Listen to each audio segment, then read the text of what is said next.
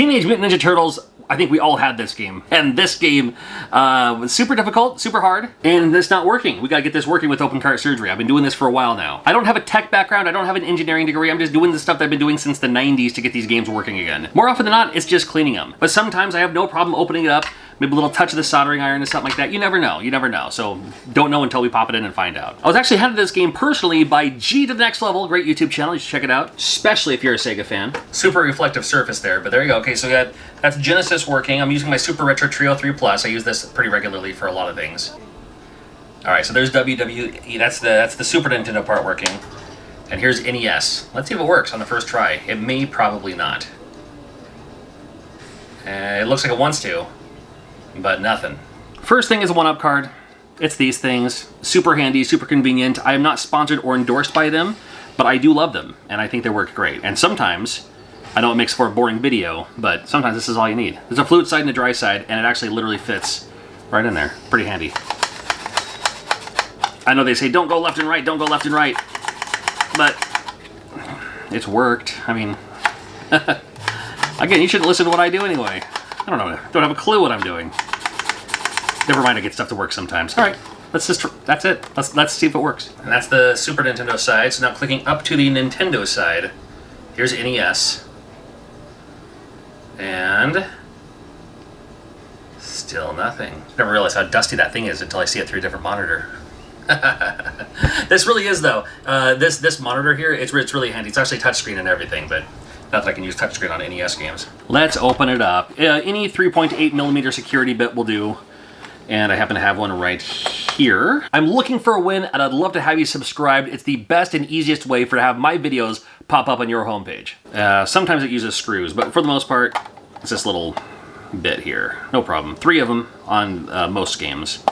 If it's a 5-screw, oftentimes it will, you'll just need like a jeweler's screwdriver, like a Phillips, or like a flathead or something. Well, you know, you'll know it when you see it.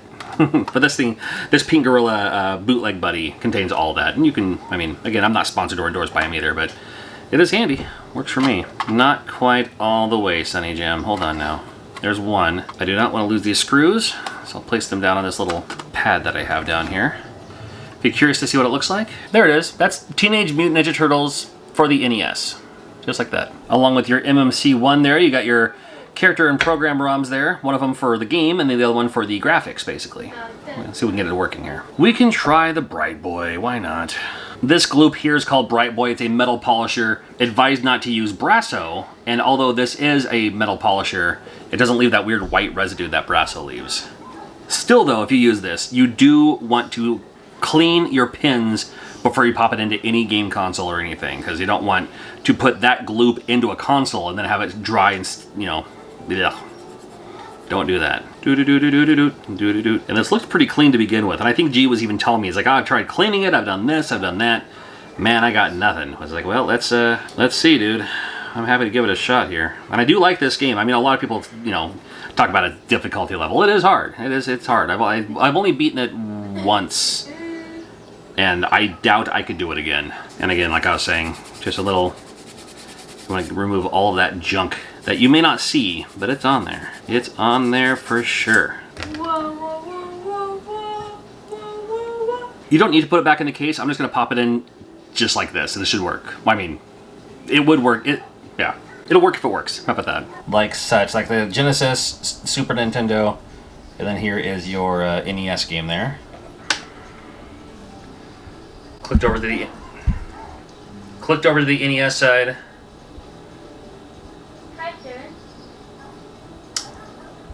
Still nothing. And though I didn't want to have to, we can touch the pins. Now what's going to happen is trying to breathe new life. I mean, these solder points have been here for 30 years, over 30 years now. 30 years? How long has it been? It's been a long time. How about that? So you just basically want to remelt it, and then, you know, it's almost like you're just kind of activating them again in a way. That's all I'm doing. I'm just kind of melting them, and then it's going to reform. I'm going to do that to literally both sides.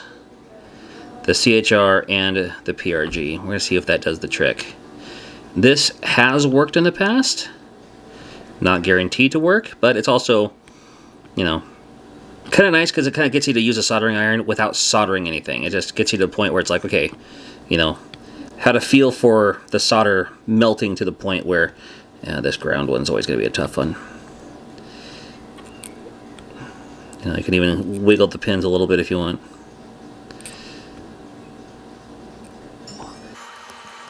And you'll not only see it almost change color, it just turns shiny, like, you know, metallic shiny, but you'll feel it too. You just feel it kind of give. All right, same thing for the other side here. Oh, hold on. I remember when I was in middle school. When this game came out, and it was during a time when, if people borrowed games, you'd get something in return, you know, collateral. You wouldn't just lend your games out to your friends without getting anything in return. I mean, nowadays it might be different. But it's like, you know, like, I'll let you borrow this if you let me borrow that kind of thing, you know. And one of the students, we weren't really good friends, but, you know, acquaintances, I guess. He really wanted to borrow this game. All he had in return was Double Dribble. I'm not a big sports fan. I was like, sure, you know, I know you're good for it. So, let him borrow my Teenage Mutant Ninja Turtles. He borrowed my Double Dribble.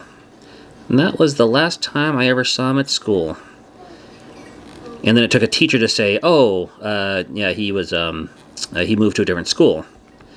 Which made me say, uh-oh, there goes my game. But fortunately, I was able to find his address and give him a call and say, hey, we need to change our games back. And he said, yep, no problem. So, turned out to not be a problem at all. We just stopped by his house, traded games, said thank you much. That was the last time I ever saw him.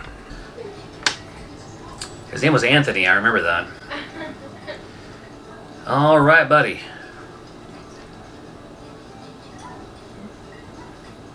I don't think that's gonna happen. I mean, I could try the CIC and stuff really quick. I mean, I'm using a clone system, so the CIC I don't think cares where it comes from. But I can touch these up too while I'm at it. And I shouldn't use a soldering iron by holding onto it like this and just doing it this way, but you know what? I don't know, I was asking you if you knew what. So everything else looks good. Everything else looks nice and shiny. I don't see any broken traces literally anywhere. Capacitor's fine, resistor's fine. Hi, Jaren, leave it alone. Jaren? Hey, buddy. Hey, you came over to steal my phone and you got mesmerized, didn't you? I wouldn't think the MMC1 would be a problem, but we'll go ahead and do this one too while we're at it. Won't take more than a few moments. That, it just looks so cool when, like, the solder melts. Still nothing. Well, dude, a valiant attempt all the same. I could, it's a nice looking label too. I don't want to toss this. There is one more place we can test this, and that's on a actual NES, and I have a top loader in the other room. I don't have it hooked up through, I mean, it's old school. I literally have it hooked up through the RF on my 50-inch 4K TV, but let's give it a shot. Let's give it the old college try here. The Super Retro Trio 3 Plus does work sometimes, but sometimes, oh, look at this. That's wonderful. See, now I don't know which side it would have worked on. It could have been reflowing the pins. It could have just been cleaning it. But we're good, dude. You got your game working, G. Now that you want to keep playing it. Might be kind of a hassle, but I should just come over here every time just to test it, make sure it's working again. And I'll do that for the next time I do this one of these open cart surgery videos. I do have another one coming out soon, trying to fix a Felix the cat, so here's hoping. Anyway, thank you for watching, and more open cart surgery videos always coming up.